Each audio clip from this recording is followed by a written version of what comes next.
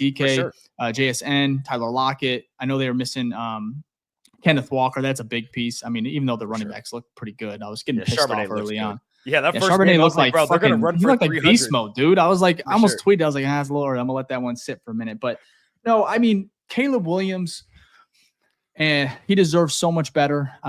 I do want to really talk about this real quick, because one of the biggest things from this game, because we're going to talk a lot about Caleb Williams now and then also the entire offseason and what we're going to do to build around him. But right now, one of the most pressing questions, and we've talked about it from when the times where our kicks were getting blocked that cost us games, right? That it wasn't always on Santos. But tonight, it looked like he wanted to go out there, at least attempt it. He kind of walked towards the field, and then he got maybe, hey, we're not doing it, kind of got that signal. But to not even attempt a 57-yarder, that's all they needed, a field goal to send it to overtime. It was like they were playing to win the game when all they needed was, maybe take a couple shots early on. But when you realized, hey, no, we're not going to probably score a touchdown here, take your checks downs, take the easy yards here, right?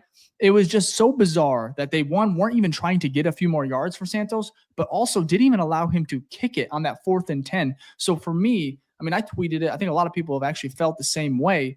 Is it time to move on from a guy who is a great dude, very accurate, but they don't trust him to kick a 57-yarder? That's bizarre. I mean, how are you feel on that?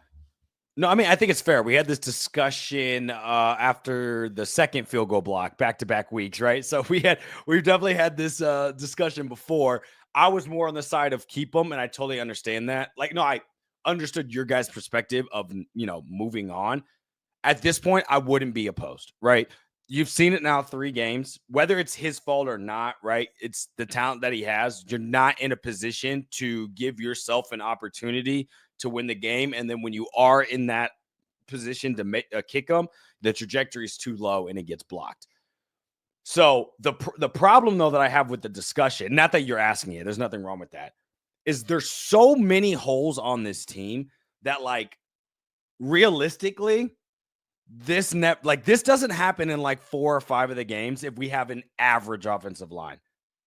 Average. I'm not even asking great. I'm saying look, Dave, 3 points.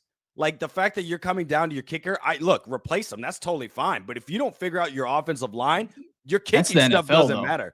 No, I feel you. You can That's get the NFL. I mean, look at Minnesota last week that played Seattle that they lost by 3. Right. No, and it was a missed field goal. That's totally fine. I'm saying our biggest issue, though, is I agree.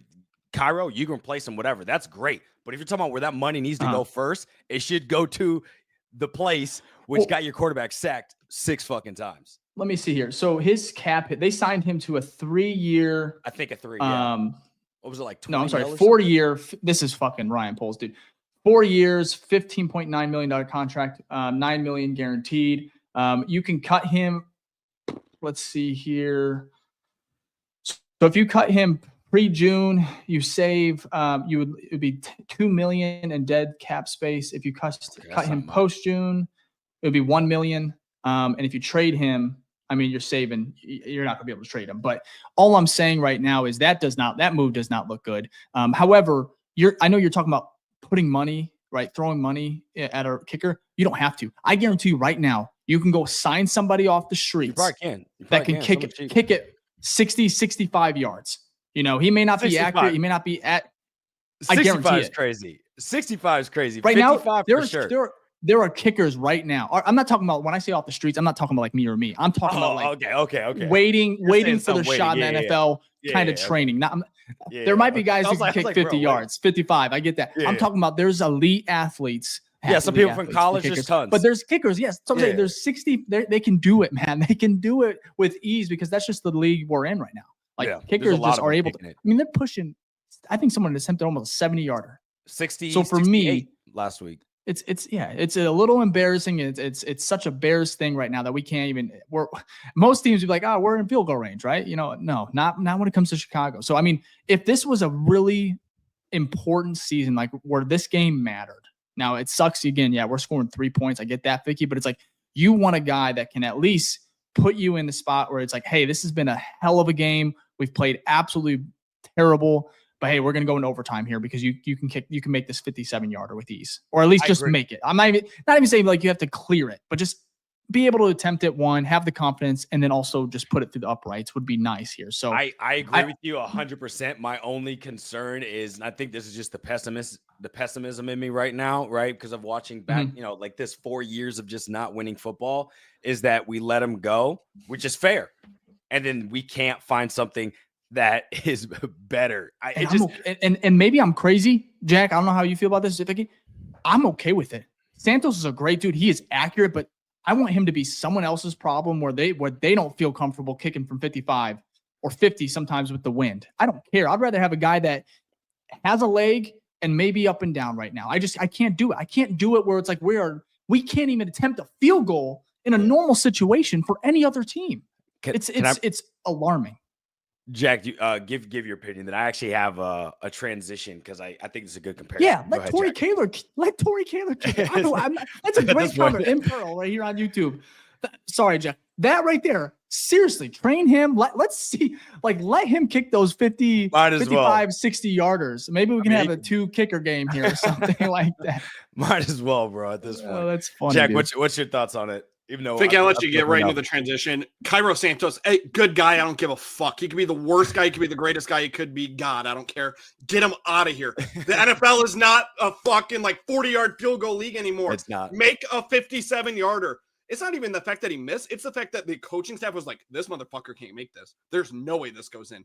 Even if he had the leg, he's 5'1". He's not. It's going to get blocked. It's going to get blocked. We have to get an actual kicker. Dave, like you said, there's probably, if you go into the FBS, there's probably, I would say that there's 50 kickers right now that would make that kick. That Cairo, no way he could. Vicky, transition. Fair enough. No, you guys are spot on. I'm not upset about it. At this point, this team has lost so much. Do whatever you got to do to improve. I'm not sold on anyone, right? I'm about to ask you a hypothetical here, though. What's worse? Having a kicker, right, that you've extended, that accurate but can't make it past 50 yards or 53 yards, we'll say, or extending a player that gets maybe 1 target every 3 games and he's your starting tight end. What's worse? At least one of them gets you points. I'll say that. Say that again. So you have one is basically Cairo Santos, we just discussed. The other one is Cole Kmet. I think in the past 3 games, he probably has 5 targets. Well, Cole's so interesting, Because I guess the question really is are we concerned that's is he a better podcaster or tight end right now? Let's have that conversation. Well, that's my question. Seriously, he's non-existent right now. But it's for me, it's hard to go in on him right now. I know that was a joke, this petty, but it's seriously, because it's he's getting paid a lot of money. And I'm is it the offense? Is it Thomas Brown and these guys? Because it's almost he's just so up and down where it's oh, that's why we paid him money. I get that, right? You hear that, or he makes some incredible grabs, has some big games, but then he'll go 4 or 5 games without, a catch, a target sometimes. And it's is it him? I mean, and if you watched him today, I'm damn, his jersey, his pants are dirty as hell. He's blocking his ass off. I'm man, he can't get a target. However, but it's the play calling today where it's how many screens went to DJ Moore? It was oh, shit ton. I could see it coming. Damn well, Seattle, that's a very top 15, top 12 defense. I mean, they were lighting them up. They were almost picked off Caleb earlier in the 4th quarter on a DJ Moore screen. It's the play calling and the strategy and the game plan just does not help Caleb, and it's not helping Kmet, in regards to making sure, living up to that contract he signed. So I think it's more so on the coaching. I just want to see what Ben Johnson, because I think if you ask me right now, Ben Johnson, I think he'd make Cole Kmet. He can get some targets to him. Well, he's going to improve everyone. Jack, before you answer, I do just want to give off these stats because this is kind of incredible. Okay, these are the last 5 before this game. We know today he had 0. I'm pretty sure he had 0 targets and 0 catches. Okay, so that's today. Last week against Detroit, 2 targets for 9 yards. The week before that against Minnesota, 1 target for 14 yards. The week before that against San Fran, goose egg targets, 0 yards, right? The week before that against Detroit again, 3 targets for 26. So in 1, 2, 3, 4, 5, in the last 5 games, which is nearly 2 months, he has 49 yards on 6 targets.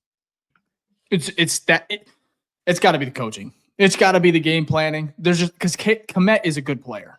I know we give him hell. There's just no way he's that bad. But I'm saying though, that's what's concerned. I walked away from this game and almost forgot that because the offense was so bad. I'm like, dude, I don't even remember seeing him. Everett got a target on a fade before Cole Kmet did. That's what I'm saying. It is weird though, because his hands, he has some, like, I know he's dropped a couple, but man, he makes some tough catches. It's weird. This is the weirdest year in a very long time. And that is weird. That is not weird. That is bizarre to say because we've had some crazy seasons, but this one is one up there. Like, I'm going to look back 10 years. You remember 2024, how insane that was? Because how many we went through a head coach, OC fired a head coach first time ever in a franchise history. We had the 4 or 5 game losses. This one counts. We're just debacles. Yeah, we're the 4 game where it's insanely.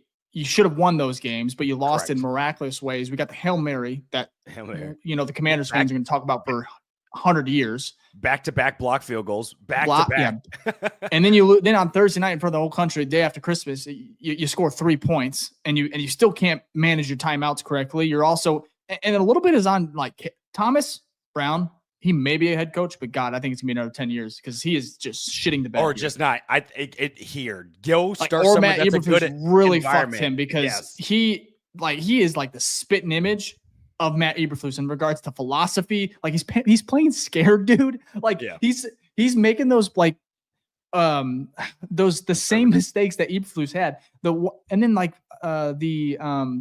what happened at the end of the fourth, or about 4 or 5 minutes, 2 minutes, 2 minutes and 13 seconds left in the fourth quarter. They go to punt it. The boos come out.